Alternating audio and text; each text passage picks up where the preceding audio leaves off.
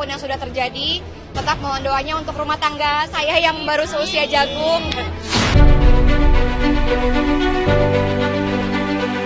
Ricis kan nggak suka tuh kalau bahas kesedihan depan orang. Kata Ricis, aku nggak mau kalau bahas-bahas kesedihan. Padahal Teuku Ryan tak tinggal diam.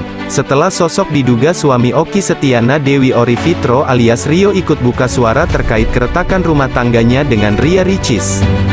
Teuku Ryan seolah tak terima kakak iparnya tersebut menudingnya tak pernah menyentuh Ria Ricis sejak melahirkan hingga sekarang, artinya sudah memakan waktu hampir 18 bulan. Teuku Ryan juga meminta suami Okky Setiana Dewi yang dikenal sebagai sosok faham agama seharusnya tak menebarkan fitnah dan cukup mendukung Ria Ricis alih-alih balas dendam dengan membongkar aib keluarga Ria Ricis yang lain. Teuku Ryan justru mendoakan suami Ustazah Okky Setiana Dewi itu agar mendapat hidayah dari Tuhan. Tentunya kita doakan agar Ria Ricis dan Teuku Ryan menemukan jalan keluar terbaik dan bahagia selalu.